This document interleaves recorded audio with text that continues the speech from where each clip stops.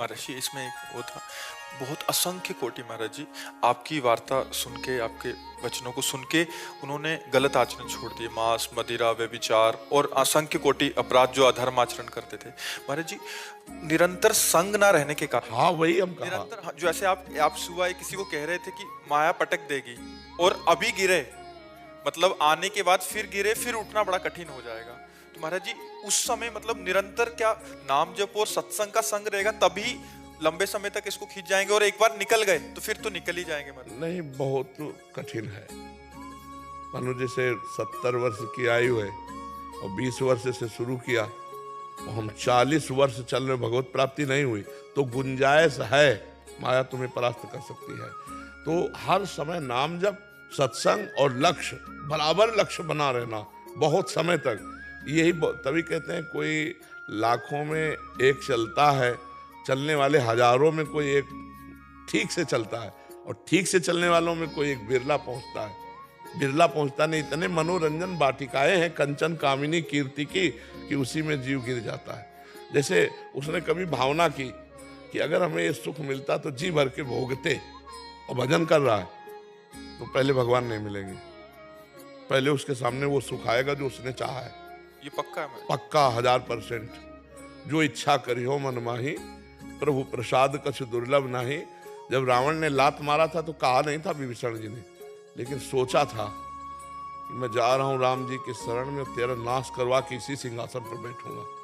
तो भगवान ने जाते ही पहला काम किया था, समुद्र का जल मंगा करके लंकाधिपति कहा था, आओ लंकेश। तो घबरा गए कि प्रभु मैं तो आपकी शरण में आया हूं, लंकेश बनने नहीं आया। तो प्रभु ने कहा नहीं, इस बात को स्वीकार करो।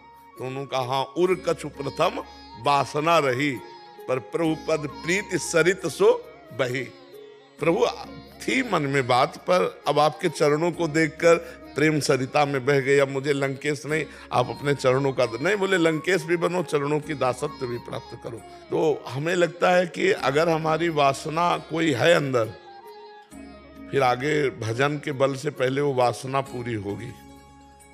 नष्ट तो नहीं होगा साधक, भ्रष्ट तो नहीं होगा, बादलों की तरह छिन्न भिन्न तो नहीं होगा, क्योंकि भगवान का जन है, पर निर्वासनिक बिना हुए वो आगे उन्नति को प्राप्त नहीं होता। इसलिए वासना कोई न कोई बनी ही रहती है, और जहां भजन हुआ तो कंचन कामिनी कीर्ति इनका संयोग होने लगता है, तो साधक मनोरंजन में लग जाता है, फिर वो मार्ग रुक जाता है। इसीलिए जन्म जन्म मुनि यतन कराही, अंत राम कही आवत नहीं। तो प्रयास करते रहो, कभी चूक मत करना। यही महाराज जी जो आपने कहा, यही स्थिति मेरे साथी से कैसे बचे? नाम जप खूब, और नाम जप बढ़ाओ, पावर बढ़ाओ, राधा राधा राधा राधा राधा राधा, और गलत संग ना करना। राधा राधा कहते हुए भी यदि गलत संग करोगे, नारद जी से प्रश्न हुआ, कस तरति कस तरति कस तरति मायाम, कौन तर जाता है, कौन तर जाता है माया से, कौन तर जाता है? तो बोले यो महानुभाव सेवते, यो संगास त्यजति, यो ममतास त्यजति। जो महापुरुषों का संग करता है और कुसंग का त्याग करता है और किसी से ममता नहीं रखता, वो निकल जाएगा। यो महानुभाव सेवते, महापुरुषों का संग, उनके बचाए। बाबा ने कहा कि ऐसे नहीं देखना, नहीं देखना।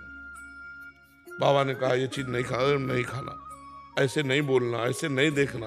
रोज सत्संग सुनो, हर एक दिन नया नया आपको मिलेगा उपदेश, उसी से आपका जीवन पार हो जाएगा। पर पूरे जीवन अगर निष्कलंक निकल जाए तो परम पद मिल जाएगा। परम पद भगवान का सानिध्य। और जो चाहोगे, भजन कर रहे हो, भगवान मिलने की बात, ऐसे जो चाहोगे वो मिल जाएगा, और कुछ नहीं चाह रहेगी तो भगवान मिल जाएंगे। तो निश्चिंत होकर भजन करो, इसमें घाटा तो है नहीं, गिर भी पड़ोगे तो भी घाटा नहीं। 100 बार राधा राधा कहा तो तुम्हारा बैंक लॉकर में जमा हो गया।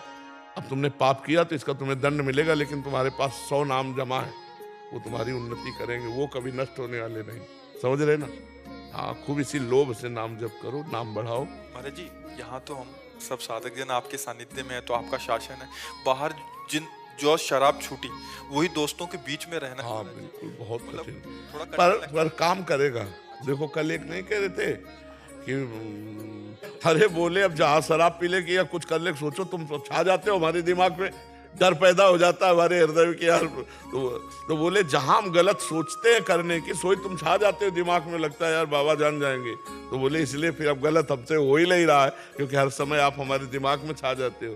तो ये बात बहुत पॉइंट की है कि यदि हम संत सदगुरुदेव या उपदेष्टा को अपने दिमाग में रखें, ये बाबा ने कहा था ऐसा नहीं, तो दिमाग में वो छाए हुए हैं तो हमसे गलत हो ही नहीं सकता।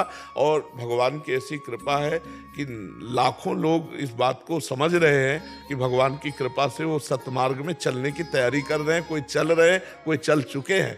तो इसमें घाटा नहीं होगा, क्योंकि भगवान ही चलाते हैं, अगर वो ना चलावें तो अपने लोगों की ताकत ही नहीं कि चल पावे।